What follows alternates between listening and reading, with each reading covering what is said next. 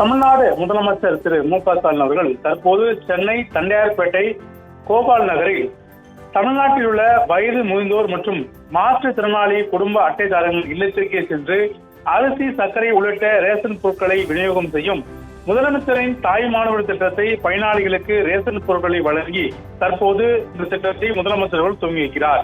ஏற்கனவே தமிழ்நாடு அரசின் சார்பில் வயது முதிர்ந்தோர் மற்றும் மாற்றுத்திறனாளிகளுக்கு வீடுகளுக்கே சென்று ரேஷன் பொருட்களை வழங்குகிற திட்டம் அறிவிக்கப்படும் என்று ஏற்கனவே முதலமைச்சர் அவர்கள் அறிவித்திருந்தார். அதன் அடிப்படையில் இன்று முதல் இந்த திட்டமானது தமிழகம் முழுக்க செயல்படுத்தப்பட்டு வருகிறது. முதற்கட்டமாக இந்த திட்டத்தை பொறுத்தவரைக்கும் 71 வயதிற்கு மேற்பட்ட 20,42,657 மூத்த குடிமக்களுக்கும் 1,27,797 மாற்றுத்திறனாளிகள் என ஒட்டுமொத்தமாக 21,70,454 பேருக்கும் பயனிடமையாக இந்த திட்டமானது செயல்படுத்தப்பட்டு வருகிறது. தாய் மாணவர் திட்டம் தொடங்க வைக்கப்பட்டுள்ள குறித்து தமிழ்நாடு முதலமைச்சர்கள் தனது பக்கத்தில் கூட பெருமிதத்தோடு தெரிவித்திருக்கிறார். ஏற்கனவே வயது முதிர்ந்தோர்கள் மற்றும் மாற்றுத்திறனாளி ரேஷன் கடைகளில் வரிசையில் நின்று பொருள் வாங்குவது மிகவும் கடினமான ஒரு சூழ்நிலையாக தொடர்ச்சியாக அரசுக்கு கோரிக்கை வைக்கப்பட்டது. அது மட்டுமல்லாமல் பல நேரங்கள் வரிசையில் நின்று பொருட்களை வாங்கிவிட்டு அவர்கள் வீட்டுக்கு வருவதும் சிரமமாக இருக்கிறது என்று உள்ளிட்ட குறித்தும் ஏற்கனவே பல்வேறு விஷயங்கள் முதலமைச்சருக்கு வேண்டுதலாக வைக்கப்பட்டது.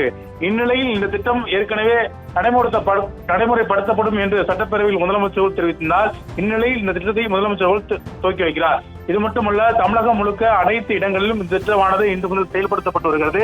முதலமைச்சர் மிகுந்த முக்கியத்துவம் வாய்ந்த திட்டமானது இன்று மற்றும் 70 வயதுக்கு மேற்பட்ட 20,12,657 மூத்த குடிமக்களுக்கும் அதே போல 1,27,997 மாற்றுத்திறனாளிகள் என ஒட்டுமொத்தமாக 21,29,454 பேருக்கு முதற்கட்டமாக இத்திட்டமானது செயல்படுத்தப்பட்டு வருகிறது.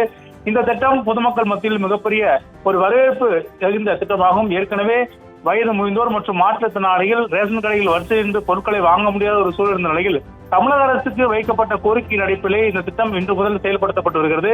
தமிழ்நாடு முதலமைச்சர் அவர்கள் தற்போது இந்த திட்டத்தை சென்னையில் துவங்கி வைக்கிறார்.